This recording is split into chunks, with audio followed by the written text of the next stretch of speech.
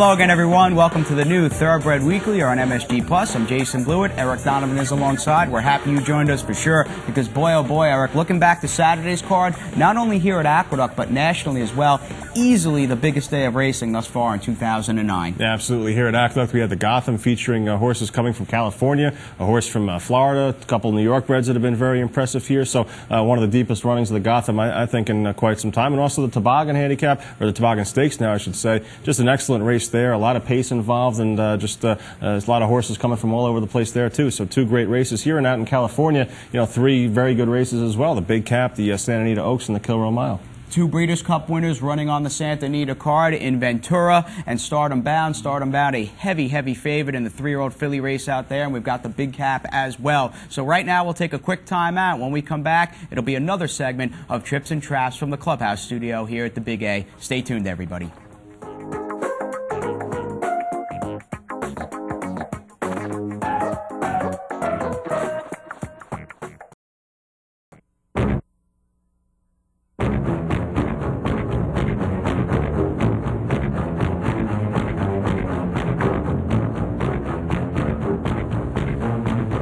Hello everyone, welcome back to Thoroughbred Weekly. It's time for our Trips and Traps segment. We're joined now by Andy Serling, and a lot of races to choose from the past week, especially on that strong Saturday card. But we're going to take a look at the 7th race from Saturday. It was a maiden special weight for New York bred 3-year-old fillies. Yeah, and degenerates that we are, no matter how good the races were Saturday, we found a maiden race to use, and it was actually the 7th race, the opener of the late pick 4, and it was a race that was dominated by first-time stars from reasonably live barns. And while the second choice was a horse that would run, it looked like a firster was going to be tough. But you had some firsters that took money, including a Kieran McLaughlin first-time star that actually ended up running 4th. But the winner was also a Shug McGay first-time star that was bet pretty heavily, and Shug is not a trainer who's known for winning with firsters. Yeah, Bankers Buy, the winner of the race, wasn't bet too heavily to start, but took late money in the pool. Big late money, actually went off a shade under 7-2, went off 3.4 to 1 in the race there. So let's take a look at the race. We're taking a look at a couple of first-time starters in here, the 3 Roaring Ghost and the 8 Jets Tradition. They're both going to break a little slow. Yeah, they do, and they both cause their own problems. What's interesting is the 3 will drop off the picture,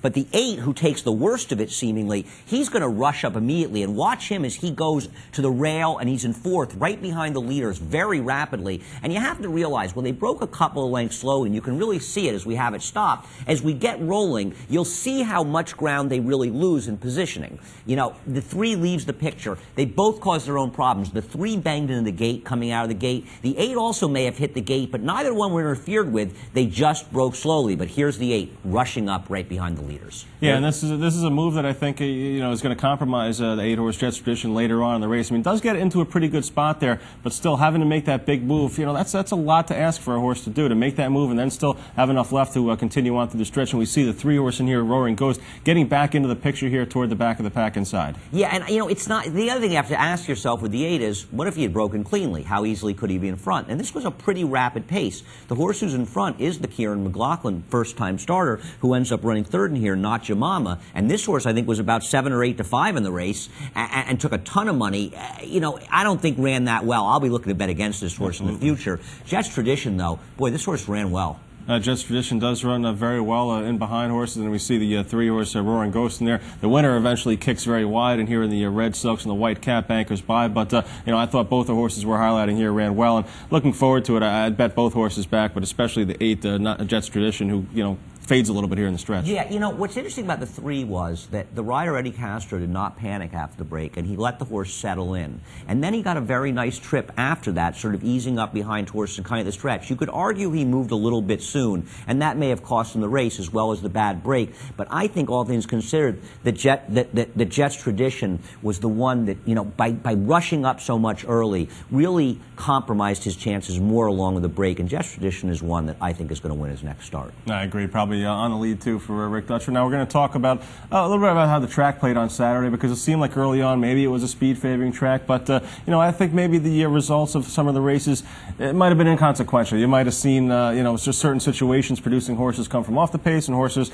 with softer paces winning on the pace. Yeah, I agree. I'm going to have to look at the races a lot more, but I think you're right. I think the races were dictated much more by how they were run with the paces when you had slow paces, and it actually was very evident in the Gotham yesterday, where we had that slow pace, and that really helped the first 2 finishers. Now, I Want Revenge obviously ran a terrific race, and he was going to win that race under almost all circumstances, but I think it downgrades a horse like the third-place finisher in there, Mr. Fantasy. And I guess the second-place finisher, Imperial Council, probably moves forward off that race? He does. He saved ground, had a very sweet trip, but the way he was ridden, you almost wonder if they're thinking about the bigger races down the road. I mean, these are Triple Crown preps, which means sometimes people are using them to prep for bigger races. Well, we're going to show you the Gotham in a little bit coming up very soon here on Thoroughbred Weekly. That does it for this segment of Trips and Traps. Remember, you can catch us on the NYRA YouTube site, www.youtube.com/NYRA video, and our email is tripsandtraps@NYRAinc.com.